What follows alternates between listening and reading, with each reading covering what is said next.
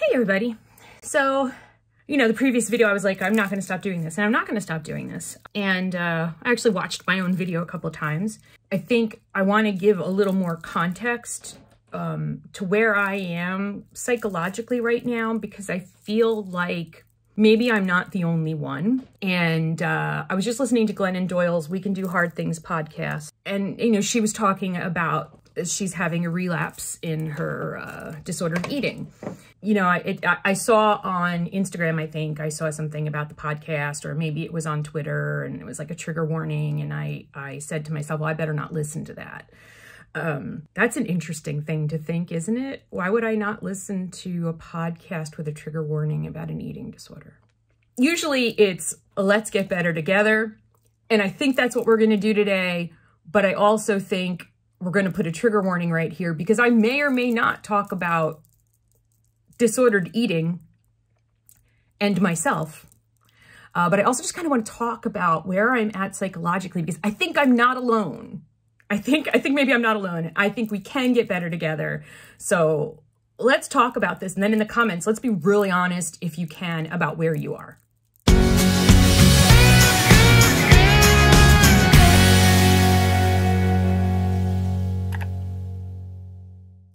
Hi. So that was an intro. So Glen and Doyle, I'm going to put a link to the podcast down below. Warning, trigger warning. If you do have an eating disorder, this may be triggering to you. It may not. I don't know. I'm a mess right now. So it is, what is this? February 16th, 2022. March 7th, 2022 will be the 2-year anniversary of us going inside in my house. It was the last time Caden and I had a normal day, where we went to the mall and I think we maybe even gone thrifting, and then we went to IHOP, and it was the last normal day we freaking had. That's 2 years, 2 years. And it's 2 years for all of us. Like, I'm not saying it's 2 years. Okay, we're at the 2-year mark. By the way, you know how this is like my favorite foundation? They discontinued it. Now is not the time to do that. Here's the thing. I'm not okay. And here's the other thing. I suspect nobody's okay. If you're okay, God bless you. And please share with me how the hell, after 2 years of this life, of this uncertainty, of this absolute pandemonium, I can't find the brush I'm looking for. Here it is. How are you okay? I'm not okay. I'm not okay. You can see it kind of in my environment, like the decline over the last 2 years of my home environment, where I've been, isolating, sheltering in place, doing the things that we needed to do to protect me, because, I have a compromised immune system. I have MS, all the things. We didn't know what would happen if someone with MS gets COVID. They're still not really sure. Some people do really bad. Some people do fine. It's like, we've just been really, really, really careful. And then I have a son who is he's just flat out a germaphobe. He was born that way. As an infant, he cried when someone coughed. It's in him. There is no separating it from him.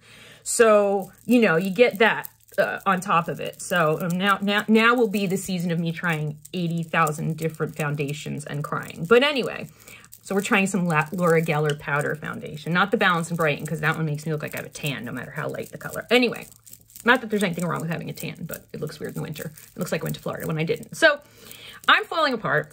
And one of the manifestations of me falling apart has been, and many people have said this, and I think I'm wondering, I'm questioning. So a lot of people have gained weight these last 2 years. I have gained 20 pounds.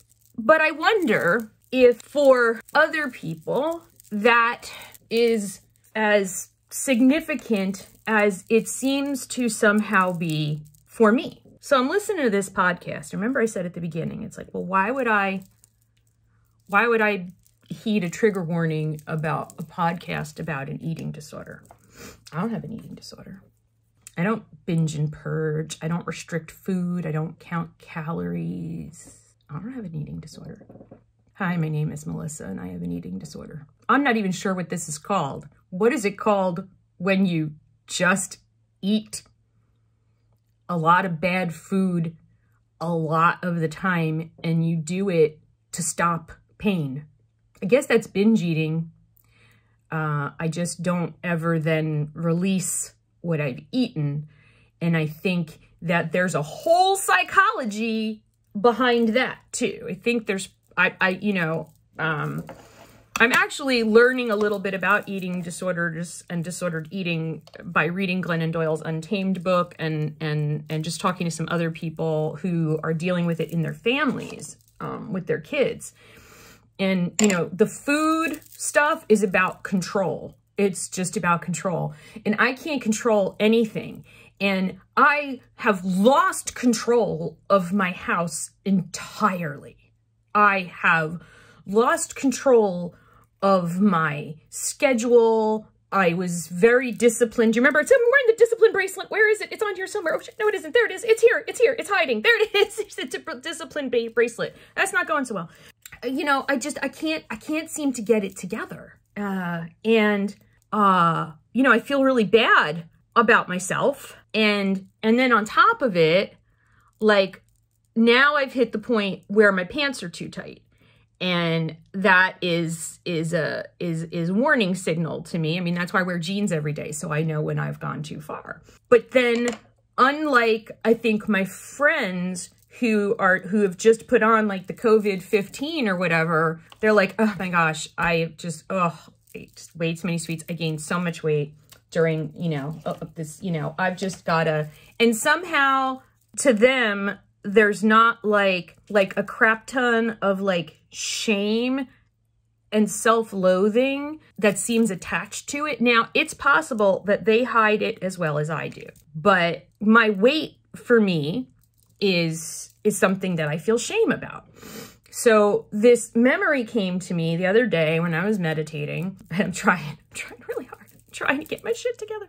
And this memory was about being at Disney World, and we were waiting for the monorail, and I was standing next to, Caden was still in a stroller, and I was standing next to this really pretty blonde young mom who had like 2 kids who looked pretty clean for the end of a Disney World day and seemed to not be losing their shit. She had a, nice husband. I have a nice husband. I like my husband. My husband's nice to look at and stuff.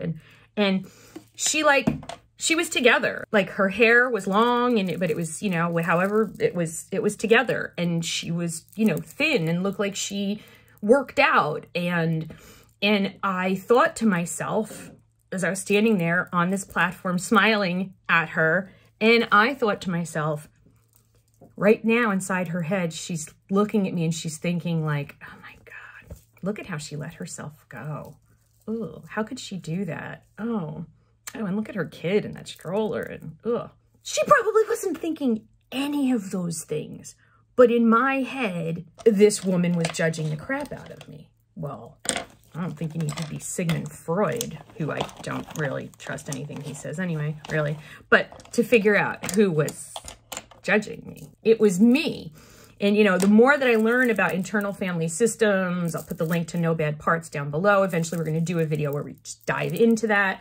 I realized that it was a part of myself that was thinking that was disgusted by me. And how could you get like this? There's a weight that I'm okay with being, and it's not thin. Like thin it's just not a thing that I want to be. It's just not attainable because I like food. And I think this is the thing, with eating disorders is like, you can't just quit. Like drinking, drugs, smoking, you quit those and you get sober. How the heck do you do that with food? I'm 54 and I still don't understand. So I'm going to learn. I'm going to learn because I need to learn, because food and weight gain and things seem to have a different meaning for me than they do for other people.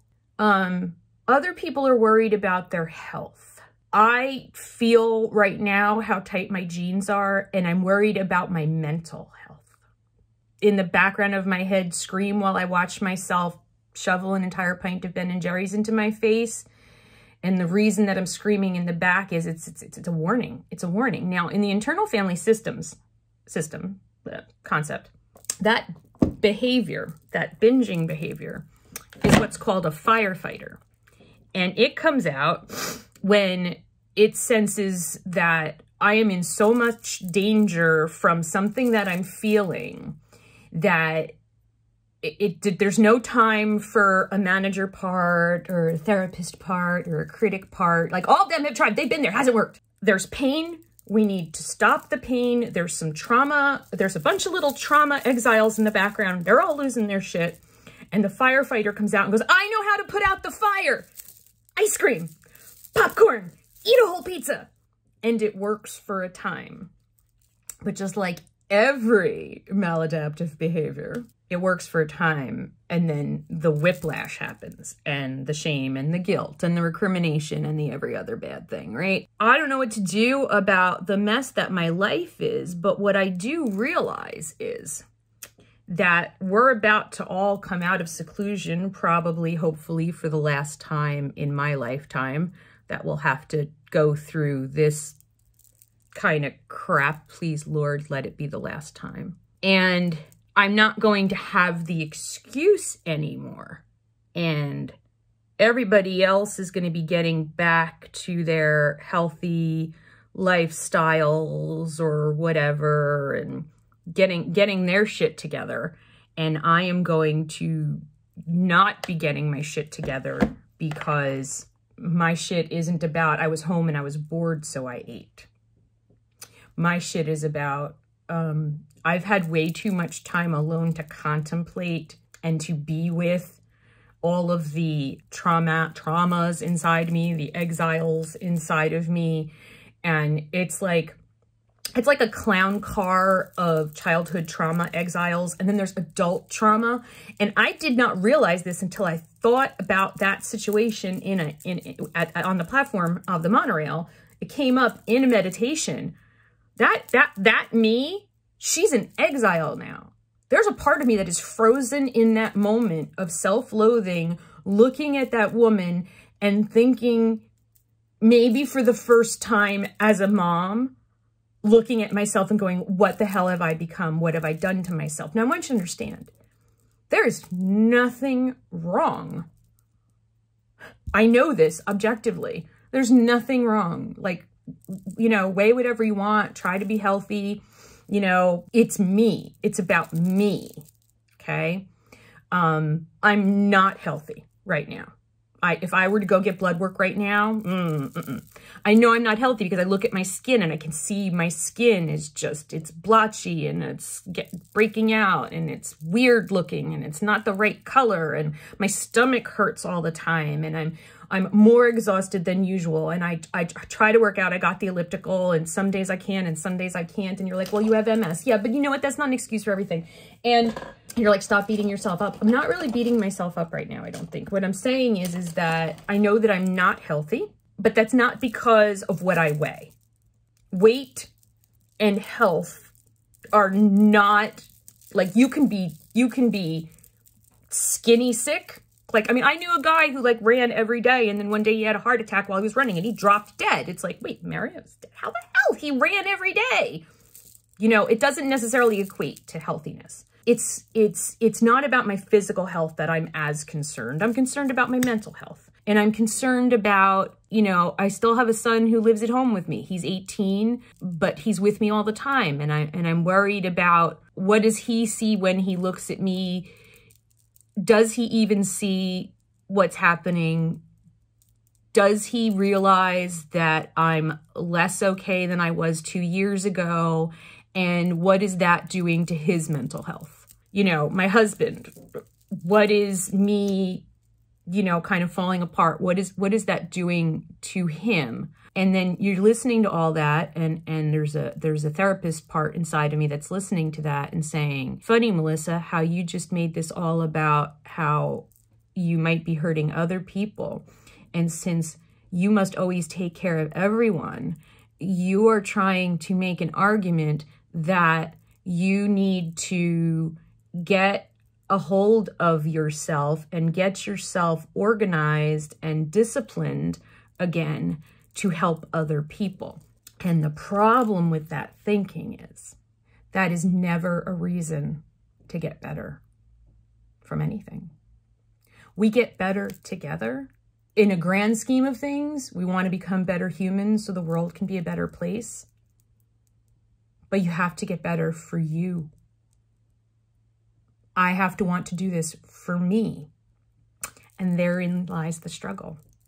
So Glennon Doyle talks about how she tries, and she said, you know, words are limited, and they are. And she talks about where she's at very candidly on this. And she talks about like going down a flight of stairs in a canyon, and she's being lured into this dark swirliness. And she's looking up the stairs that would be the steps to getting, you know, sober again in terms of eating. I don't even know what that's called, okay? I have a lot of learning to do. But she's looking at that, and she's like, I really need to do that. But then she's looking at the steps, and she's like, oh my God, that's so many steps. I can't do it. I can't do it. She's on the landing, and she looks down, and that darkness sure is alluring. And, but she knows she also doesn't want to go there, but she feels it pulling her. And so she ended the podcast, and she was basically like, so I'm standing on the landing right now. That's where I am. And I thought that was so brave to not wait until she has a story to tell that has this triumphant ending, but to stand up in the middle of the story and say, I'm on the landing. I don't even know if I'm on the landing. I think I'm still going down the stairs, quite honestly. I have an awareness that I'm on a staircase going down to some place that is seductive, because if you struggle with your mental health, you know that when that struggle happens, there's this allure, there's this pull, there's this seductiveness of the just not fighting anymore. And just like, I'm just not going to fight anymore. And remember, you get one day, right? And that was Dr. Lang's way of giving me one day. You get one day to go dip yourself in the darkness. But you only get one day. There's like a limit. They kick you out of the darkness. I don't know. But his one day thing works for me. And I hope that it's working for other people out there. And I will link that video down below. And so what does that look like for me right now? What are my next steps? Well, I need to do some research, find some local counseling or online counseling or group counseling. I really like group therapy. It really, like, I know a lot of people are like, I hate group therapy. I really like group therapy. I get a lot out of group therapy. So I think I want to look for that online. If anyone has any resources to online group therapy for people with eating disorders, I need to spend a lot of time in contemplation, meditation, writing, and journaling to understand all of the parts inside of me, because it's not just one part. See, that's the thing. It's not like I can just find the one part of me that's the one that eats to stop the pain. There's a whole bunch of them, and that takes work. And I have to want to work on this. And I think that's kind of like where Glennon kind of left off in her podcast. Like, I was almost like, I looked at it like, wait, it's over? Glennon, where's the triumphant ending of this podcast? I think, just like all sobriety, there is recovery and success and you know, feeling good about yourself and milestones and that are very, very important. And it's funny because right before that, I was listening to Gabby Bernstein, and she talked about how October 2nd is the anniversary of her sobriety, and she just celebrated 15 years of sobriety. And it's interesting that those two things were presented to me back to back by God and the universe as things to listen to. I don't know. I mean, I don't know how you do that with an eating disorder. You just you just put an X on the calendar and say like, okay, today was the day that I realized that I have an eating disorder. But obviously not the day that I stopped eating. So what do I do? And the other thing is that I realized that all of the things that I have tried throughout the years have been about controlling food. And food control is also part of having an eating disorder. So I'm going to do a plant-based diet. So 2020 was supposed to be the year. No, 2019 was the plant-based diet year. And I was really good with it. And then and then everything, you know, and then, you know, I'll do things like the other day I was thinking, you know what, I should just eat, if I eat more healthy things, then I would feel better. So I should make a rule that I have to eat broccoli every day. I have to eat 10 blueberries and maybe 10 almonds. And that's really easy to do. I don't have to stop eating things. I just have to make sure that I eat those things. And in that way, I'll be more healthy.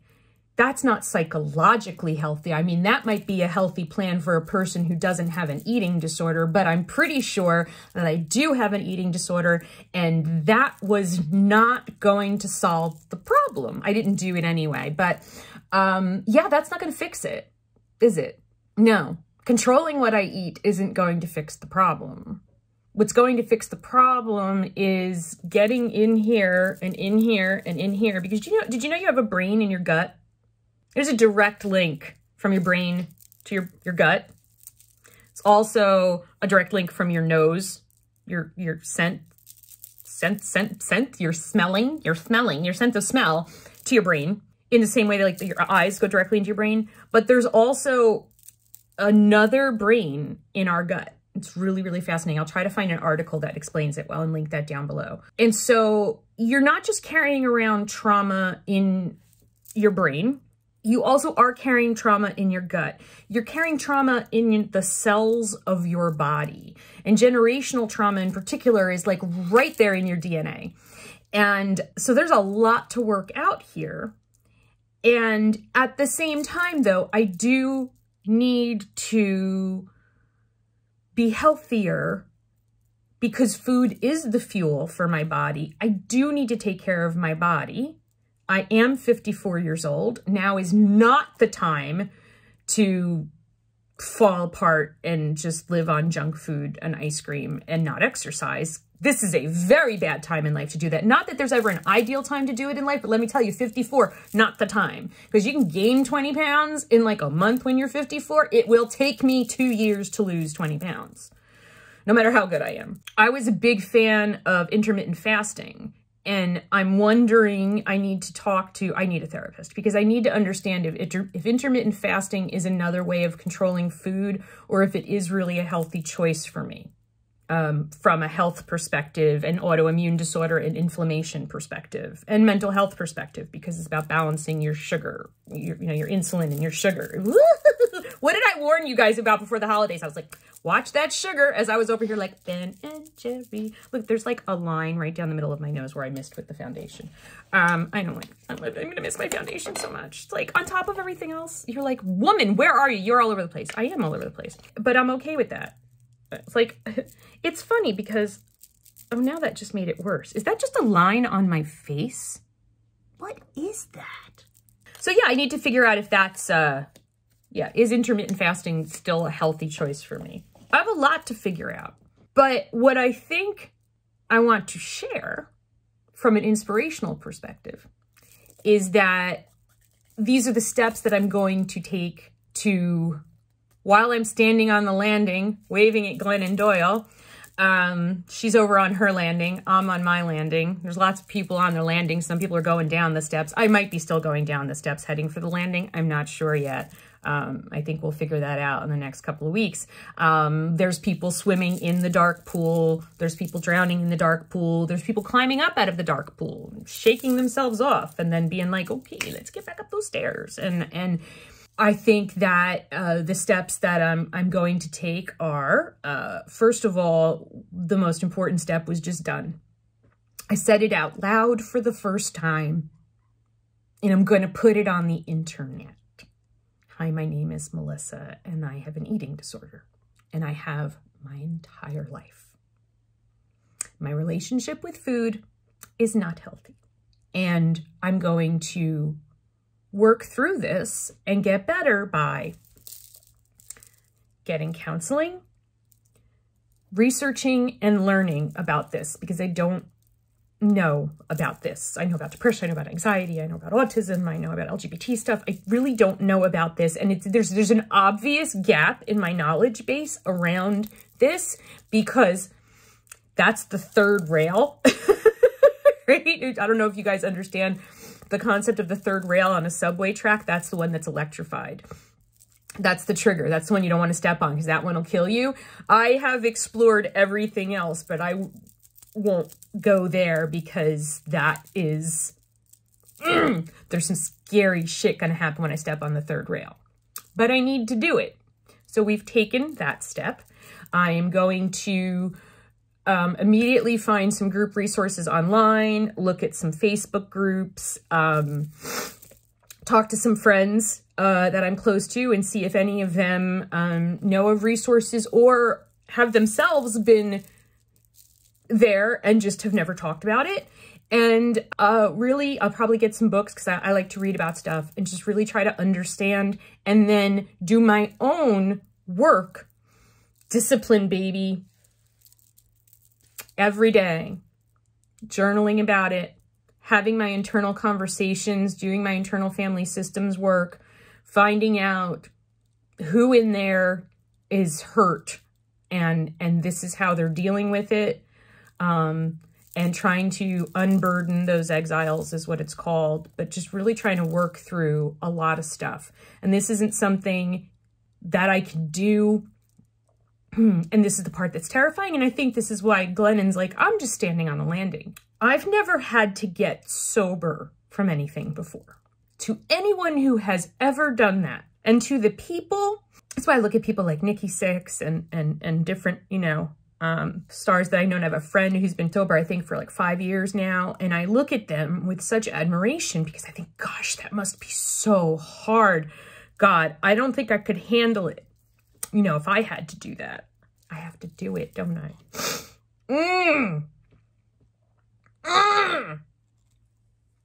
Damn. So those are the steps that I'm going to take. And I don't want to hide this. I don't want to decide to not put this video up, because I think it's too raw or something.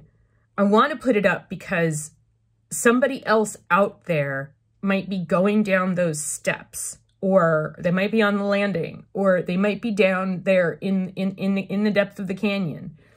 And maybe you have feelings for me, or maybe you look at me and you think, wow, if she could see me, she would think I'm such a disaster, or I don't know. I don't know. Maybe just words sometimes just change us. Glennon's words changed me today. And in a very good way. So that's what I'm going to do. And anybody who has any resources, please send them to me in the comments. Please DM me with resources on Instagram. I really appreciate your DMs. I do read them. I read them all. I try to respond as much as I can. Because they really, it's good. I like talking to people, and you guys usually say really nice stuff about me. I've got a lot to learn and a long way to go, but I'm terrified. And that's the start of any hero's journey, right? It's like, the thing is that in real life, you don't get to bring Samwise Gamgee with you, because every sobriety walk is kind of done alone, but also done with other people. But at the end of the day, it's about you on the stairs and the landing and the going up and the going down. And ultimately, it's all about you. No sponsor can stop you from doing something or make you do something, right? I think that's how it works. We're about to find out, aren't we?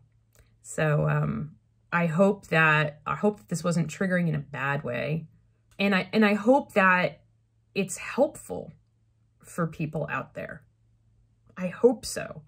And I hope that being honest about it and talking about it from the place where I'm at in the process helps somebody else also start to get better, or think about getting better, or even think about, oh, maybe I need to get better from something.